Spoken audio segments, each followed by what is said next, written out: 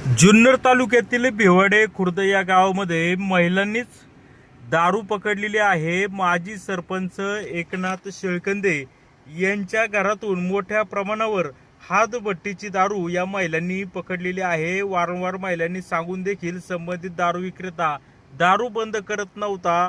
त्यावर अनेकदा कारवाई होऊन देखील त्याच्यामध्ये कोणतीही सुधारणा न झाल्यामुळे वैतागून अक्षरशः या महिलांनीच ही दारू पकडलेली आहे। याच्यामध्ये असं निदर्शनास झालेलं आहे की जो पाण्याचा जो टँक होता, टाकी होती, त्याच्यामध्ये मोठ्या प्रमाणावर हातभट्टीची दारू लपवण्यात आलेली होती।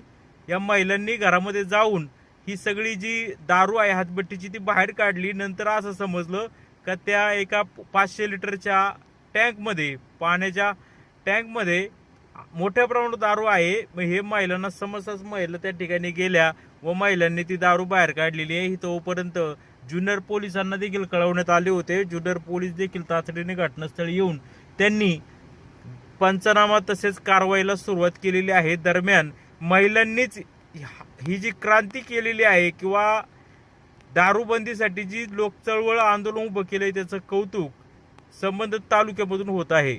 शिवाय न्यूज, भिवडे खुर्द, तालुका जुन्नर, जिल्हा पुणे। 70 हाँ 57 हाँ 53